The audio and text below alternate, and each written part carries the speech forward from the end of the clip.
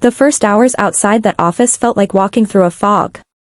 The summer air pressed against my skin, heavy and unyielding, and every familiar sound, the creak of the barn, the hum of machinery, the voices of neighbors, seemed to mock the life I had been told I owed. I wandered aimlessly through the yard, backpack slung over my shoulder, wondering if anyone would even notice I was gone.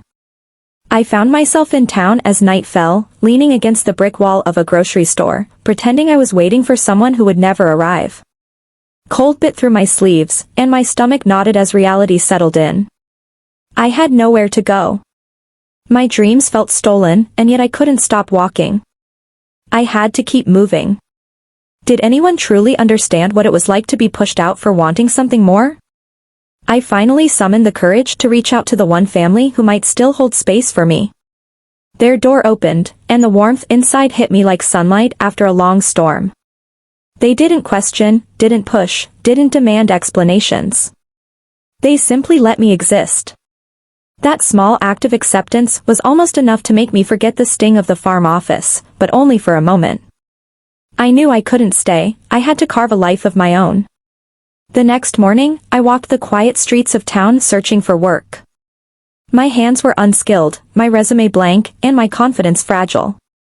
A diner took me on for late-night dishwashing shifts, while a small cleaning company added me to their rotation. The hours blurred. My hands bled from scrubbing metal counters, my back ached from dragging trash bags under flickering streetlights. But every ache was a reminder that I was surviving on my own terms. I wasn't invisible, I was just beginning to be accountable only to myself. The MIT acceptance letter remained folded in my backpack like a fragile ghost. Every day I checked it, hoping for some loophole, some forgotten form I could retrieve. But the scholarship required tax documents I no longer had access to. Every call and email ended in the same quiet wall, bureaucracy had no mercy, and my mother's decisions had already closed the door. That disappointment cut deeper than any slap. But I refused to let it define me. Instead, I found a community college nearby.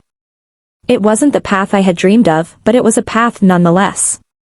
I used most of my savings for a tiny studio on the edge of town. Its wooden floors creaked with every step, the heater rattled like a stubborn old friend, and the smell of damp wood hung faintly in the air. Yet, it was mine, and that quiet ownership felt like the first real breath I had taken in years. Classes began, and the campus became my refuge. I carried my laptop everywhere, juggling shifts, study, and cleaning work. Each coding exercise I completed, each small understanding I gained, became a thread holding my unraveling self together. I wasn't just learning technology, I was learning how to trust my own perseverance. Have you ever had to teach yourself how to believe you matter, one day at a time? The campus was alive in ways the farm never had been. A professor left notes on the whiteboard. A fellow student offered a study guide without expectation. Small acts of recognition reminded me I existed in a world outside of my family's shadow. Slowly, I began to understand that I could survive, and even thrive, without permission. Even so, nights were long and heavy. Alone in my studio, I sometimes questioned my worth. Did I truly belong here? Was I capable of more than simply surviving? The silence amplified my fears, and yet, each time I opened my laptop, I pushed back against them. I had no choice but to keep moving. Movement became my anchor. One evening, I noticed a woman at the library, absorbed in her own work. Her confidence was quiet but undeniable. Watching her, I realized I wanted that for myself, not to imitate, but to mirror her focus, to prove to myself that I could rise. I began sketching small projects in my notebooks, building a world of possibility from scratch. Even without guidance, I refused to let the fear of failure keep me immobilized. The routine I created, morning classes, evening shifts, night study, became a lifeline. My body ached, my hands bore the marks of labor, and exhaustion pressed like a weight I could never shake. But each small accomplishment, each solved problem, whispered that I was no longer the girl expelled from her home for daring to dream. I was learning how to exist for myself first, and that realization carried more power than I had ever imagined. I didn't yet know where this path would lead, but every step, no matter how painful, was a quiet rebellion against the life I had been forced to leave behind. Survival had become creation, and in that act, I began to reclaim the future that had been stolen from me. Weeks turned into months, and the rhythm I had carved out in my small studio became both sanctuary and crucible. The exhaustion never truly lifted, it settled in my bones like a constant reminder of what survival demanded. Each morning, I rose before the town stirred, carrying the ache in my back and the sting in my hands like silent companions. Was this truly the price of independence? Or was it the cost of proving they were wrong? At work, I moved with quiet efficiency. No one praised me, no one questioned me, just the steady hum of tasks completed, dishes scrubbed, floors polished. Yet even in the routine, a small rebellion thrummed beneath every motion. I didn't just perform, I endured with intention.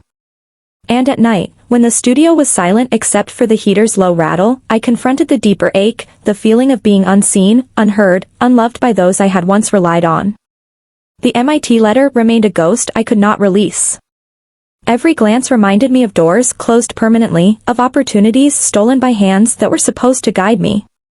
I searched endlessly for alternatives, calls, emails, pleading with offices that only gave procedural silence. But there was no shortcut, no loophole, no mercy from a system intertwined with my mother's control. That reality pressed down heavier than any slap had. And yet, despite the anger, despite the frustration, I refused to yield. Community college became my arena. The hallways, the library, even the crowded classrooms became a stage for quiet determination. I immersed myself in coding exercises, assignments, and late-night projects. Each success, no matter how small, became a stitch sewing together the frayed edges of confidence. Did anyone really know how to rebuild themselves from nothing? I was learning, not only skills, but how to trust that effort alone could create impact. One evening, in the library, I spotted her again, the woman I had noticed before. Her focus was unwavering, almost sacred. Watching her work, I realized I wasn't just observing, I was absorbing. Her dedication whispered a silent promise: possibility exists where commitment resides. That night, I began drafting ideas in my notebooks, small projects that were entirely my own. Even without mentorship, even without guidance, I would craft my path. I couldn't wait for validation, I had to generate it myself. The isolation was raw. Friends were scarce, family was absent, and the nights stretched endlessly. Doubt seeped into the quiet corners of my mind. Did I truly belong? Was this struggle meaningful, or was it simply punishment for daring to leave? The questions were heavy, yet each morning I answered them with action. I rose, I studied, I worked. The physical strain, the mental weight, the persistent ache, they were proof that I had begun to matter to myself. The community college library became my refuge. I spread textbooks across tables, notes scattered, laptop humming. The hours blended, the boundaries between day and night dissolved, yet I persisted. I could feel transformation in the quiet moments, muscles hardened, mind sharpened, resilience carved deeper. Every solved problem, every grasped concept, was a step away from the girl defined by rejection and towards someone defined by purpose. Even so, fear lingered. Fear of inadequacy. Fear of public failure. Fear that, no matter how far I went, I would never be enough to escape the shadows of that office, the judgment of my mother's cold gaze. But I refused to succumb. Every hesitation was met with deliberate action. Every self-doubt countered by creation. I learned the discipline of patience, the power of focus, and the quiet courage of persistence. Work continued in parallel. Late-night shifts at the diner, weekend cleaning rotations, every hour stretched thin across survival and ambition. Yet, each repetition strengthened me. Labor became meditation, exhaustion became teacher, and isolation became a proving ground. Did hardship define you, or did you define hardship? I began to understand that answer in the cadence of daily struggle. Then, one afternoon, I discovered a campus club devoted to technology competitions and engineering projects. The excitement was intoxicating, yet intimidating. Most participants had teams, resources, and polished experience. I had none of that.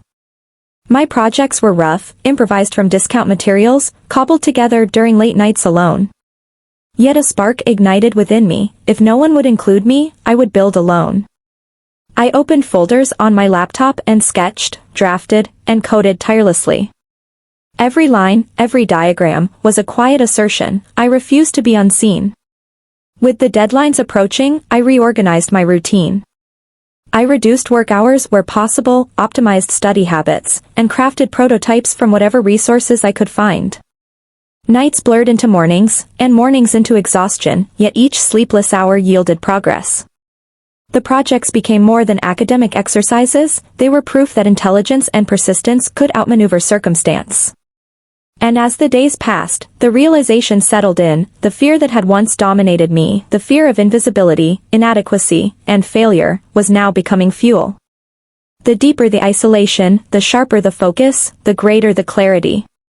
The girl who had been cast out of her home for following her own path was no longer simply surviving. She was quietly, deliberately, building the power to return, changed, unyielding, and unstoppable. By the time the competition deadlines approached, I had transformed from a girl weighed down by rejection into someone quietly driven by purpose. My small studio, once a place of survival, now hummed with creation. Every night spent hunched over sketches, coding exercises, and makeshift prototypes had forged something more than technical skill, it had built confidence. Could I actually prove to myself that leaving home wasn't a mistake? The project I submitted was far from perfect. Materials were inexpensive, designs improvised, and every mechanism demanded careful adjustment. Yet, it carried the weight of my determination, a tangible proof that I could construct, alone, something meaningful. The act of submitting it felt like defiance, a quiet statement to the world, I belong. I mattered. Weeks later, I received the unexpected email, the announcement that my work had moved into the next stage. For a moment, I froze, staring at the screen as disbelief settled like snow over my chest. I had not dared imagine this success. Even the small victories I had grown accustomed to felt fragile, yet here was validation I hadn't sought, yet desperately needed. The next stage required in-person demonstrations. I knew the room would be filled with competitors who had mentors, polished prototypes, and the confidence that comes from support I had never received. I had none of that. The thought was intimidating, yet somehow invigorating. If no one expected me to succeed, the only person I had to prove wrong was myself. I reorganized every part of my life around the coming event. Late-night cleaning shifts were shortened, diner hours negotiated, and study sessions intensified. Every decision, every sacrifice, became deliberate. Exhaustion was no longer punishment, it was a reminder of how far I had come. I had learned to operate in chaos, to thrive under pressure. On the day of the demonstration, I arrived early, setting up my table amidst a buzz of polished projects and confident participants. I studied their work, noting the ease of collaboration, the seamless presentation. My own setup was humble, cardboard, repurposed materials, countless nights of trial and error. But standing there, I realized the true power wasn't in perfection, it was in persistence. Every detail I had painstakingly improved, every correction, every adjustment, was a testament to my endurance. During my turn, I presented the project with focused attention. My hands trembled slightly, but my voice was steady. I relied not on charm, not on persuasion, but on the quiet authority of preparation. Every flaw I had corrected through hours of late-night work revealed itself as experience, each solution a silent assertion of capability. For the first time in years, I felt grounded, present, and unshakable. The demonstration ended. I packed up with a calm I hadn't known was possible. I couldn't control the judges' opinions, yet I knew I had given everything I could. The effort alone carried weight, more than anyone could take away. That evening, the quiet hum of my small studio felt different. There was momentum now, a tangible current that would carry me further than mere survival had ever allowed. A week later, the email arrived. My project had attracted attention from a faculty mentor who recommended me for an innovation program sponsored by a prominent engineering firm. The opportunity was surreal. Resources, guidance, mentorship, it was everything I had lacked since leaving home. I realized then that my persistence, my calculated sacrifices, and my relentless self-discipline had begun to unlock doors I had thought closed forever. Joining the program demanded more of me, commuting, rigorous schedules, constant adaptation, but I was ready. I entered spaces filled with professionals who carried themselves with confidence I had once envied. Instead of feeling out of place, I observed, learned, and integrated. Every note from my mentor, every feedback session, every opportunity to contribute, became a tool in shaping my expertise and self-belief. The transformation was gradual yet undeniable. Projects that once seemed impossible took form in my hands. Ideas improvised on late-night studio floors now became structured, viable, and recognized. I no longer feared failure as a reflection of my worth. It became a benchmark, a necessary step toward mastery. The quiet confidence I built in solitude had matured into capability in the world. Months passed, and the program led to opportunities one had not dared to imagine. A startup in San Francisco reached out, offering a role that expanded both responsibility and skill. Accepting it required uprooting myself once more, leaving routines I had fought to maintain. Yet, each transition, each challenge, only strengthened my resilience. I was no longer the girl fleeing her past. I was shaping a future deliberately, intentionally, and on my own terms. Through it all, the lessons of isolation and struggle remained. They reminded me that no one could dictate my worth, that intelligence and persistence could overcome circumstance, and that the quiet work done in obscurity often bore the most powerful results. I had learned that control comes not from force, but from preparation, patience, and the refusal to be defined by the limitations others impose. And as I looked toward the future, a subtle, unshakable truth had emerged. Power was not in retribution, but in the quiet, persistent reclamation of self. Every late night, every ache, every small success had compounded into a force that could not be ignored, first by myself, and eventually, by the world. The months that followed felt surreal, as if life had accelerated while I was still catching my breath.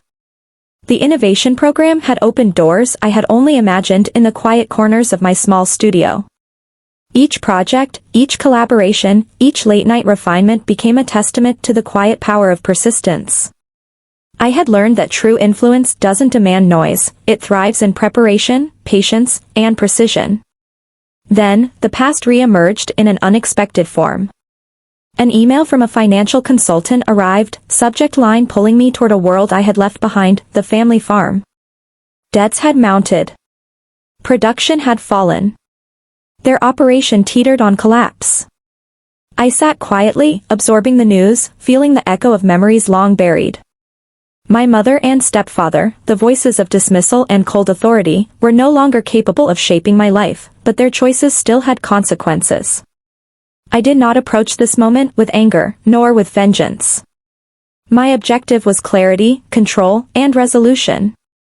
When I returned, the small plane I had purchased for business travel carried me across the familiar landscape of my youth. Landing near the farm, I felt a calm I had never experienced there as a teenager, no fear, no longing, only the quiet knowledge that I was prepared. My mother and stepfather approached, expressions a mix of shock and desperation. Time had etched lines into their faces, tension into their posture. But I remained composed. Their attempt to intimidate or guilt was powerless against the life I had quietly built. I reviewed records, examined debts, and executed the purchase through a holding company in my name. The employees remained. The farm continued. But ownership had shifted, quietly and decisively. Walking through the fields, I felt no need for reconciliation. I had learned that closure comes not from others, but from the recognition of one's own strength. The choices that once weighed heavily against me no longer dictated my identity. I had built a life from nothing, crafted it with patience and intelligence, and now possessed the freedom to determine my own future. Returning to my office, I reflected on the journey. Every late night, every aching muscle, every moment of doubt had forged resilience I once thought impossible. The girl who had been slapped for daring to dream had become someone capable of reshaping her entire world. Pain had taught endurance, isolation had taught strategy, and determination had produced undeniable power. What mattered most was the quiet truth that had emerged from all of it. Strength is not measured in retaliation, but in the ability to rise above, to build, and to reclaim what was always meant to be yours. I had proven, first to myself and then to the world, that independence and intelligence could outlast cruelty and control. Standing on the land I had once been told I didn't deserve to leave, I realized that success was not a loud declaration, but a calm, undeniable presence. It required no audience, no recognition from those who had tried to diminish me. The life I had built spoke for itself, and that was more than enough. Have you ever wondered what it feels like to reclaim control over a life someone tried to dictate? To see the very place that once rejected you become part of your story of triumph? This is the quiet victory that comes not from shouting, but from steadfast persistence, patience, and unshakable self-respect. And as I looked toward the horizon, the path I had forged stretched forward, wide and open, filled with possibility. My journey was no longer defined by the past, but by the decisions I chose to make every day, with clarity and purpose. If this story resonated with you, take a moment to reflect on your own journey, and remember that the greatest victories often arrive quietly, in the spaces where resilience meets patience.